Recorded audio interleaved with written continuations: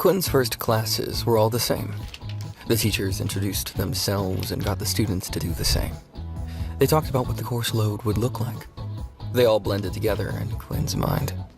He had more important things to worry about. Peter and Quinn avoided other students after everything they'd been through. Fortunately, no one else bothered them after their run-in with Riley's gang. Peter and Quinn headed to get dinner after their classes ended.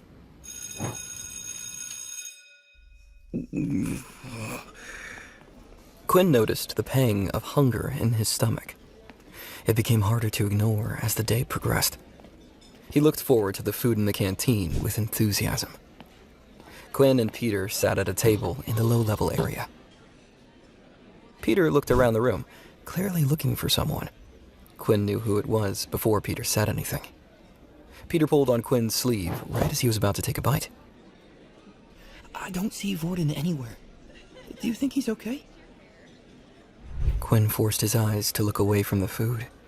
His mouth salivated, but he tried to concentrate on something else. Quinn scanned the canteen.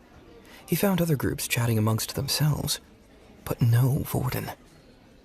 Quinn turned back to his meal, satisfied that he tried to help. I wouldn't worry about it too much. We both know that he's a lot safer than us at this school. Quinn ate with gusto before Peter could interrupt him again. They finished their meals quickly, with Quinn eating Peter's leftovers.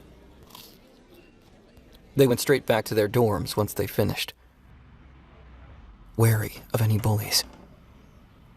Vorden lay on his bed, facing away from them. When Peter closed the door, Vorden jerked up, as though startled. Once he realized who they were, he relaxed. He smiled at them, as though his early outburst never happened. Vorden leaped off the bed with his usual swagger. Hey, I've been waiting for you two for a while now. I'm sorry about earlier. I wasn't angry at you guys. It's this whole situation that pisses me off. When Vorden approached, Quinn noticed a bruise on the side of their friend's face. It looked swollen. Peter gasped. What happened to your face? Vorden tried to grin, but the bruise made him wince. Is this? I got into a little scuffle. Don't worry, I didn't lose. You don't have to worry about me. I'm very strong. He flexed his muscles as if to stress his point. Quinn's stomach growled loudly. It shifted everyone's attention. Peter and Vorden looked at Quinn, whose face turned red with embarrassment. All three boys laughed out loud.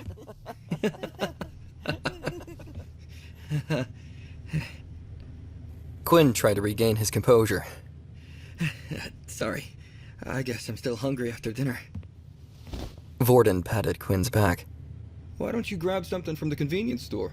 It's not too far away. Quinn looked at his watch. Disappointment replaced his embarrassment.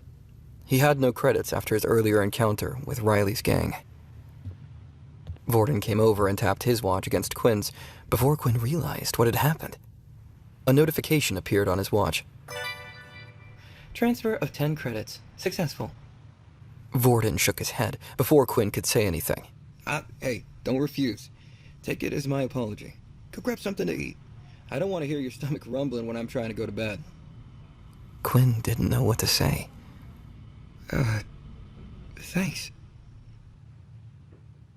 Quinn left Peter and Vorden and rushed off to the convenience store.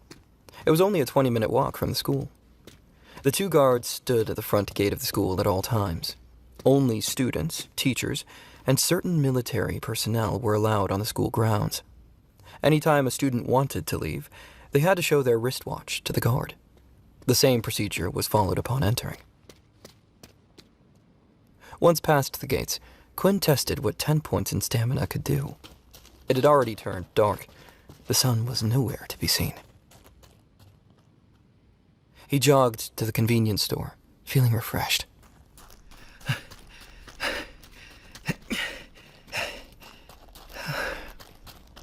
Quinn ran for about 5 minutes, noting that he wasn't out of breath like he usually would be. He decided to run even faster. Quinn reached the convenience store in 7 minutes. Impressive. My body feels lighter somehow. That must be the heightened stamina working its magic. Quinn ran a kilometer in less than 5 minutes. His body had changed. Quinn thought this must be what an athlete felt like after a run.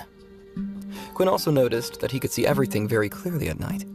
Even when there were no streetlights, the moon made everything clear to him. This ability must come with night vision of some kind. This will definitely come in handy. Your hunger grows. Oh, come on, really? Quinn waved the notification away. I know. What do you think I'm doing? Quinn entered the convenience store, grabbing a few of his favorite snacks. He decided on ice cream and potato chips. He spotted Riley and his friends down a different aisle. Quinn ducked down quietly, waiting for them to finish shopping. He wanted time to think about his next move before they spotted him. I thought I would have to track him down, but it seems like he's come right to me. This is my chance. This late at night, I'll have all of my powers. I just need to get him alone.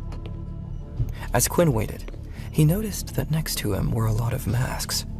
One in particular stood out to him. A black mask that covered the top half of his face, only leaving space for his mouth. Across the mask was a very realistic blood-splattered design. Quinn waited until he heard Riley and the others leave the store. Once they left, Quinn grabbed the mask and snacks and placed them on the counter. Since Quinn had focused on Riley's gang, he failed to notice the only other person in the store. Layla. She watched Quinn from afar. What the? We're months away from Halloween. So what is he doing buying a mask like that? My snacks can wait. I need to find out what Quinn is up to. Quinn watched Riley and his gang. One of Riley's friends dribbled a basketball. Hey, we're going to shoot some hoops in the park. Do you want to join, Riley? Riley yawned, clearly bored. Nah, you know my ability is useless for playing games like that. I think I'll just head back and wait by the school gate. Maybe I can bully some weaklings into giving me their credits before the night is over.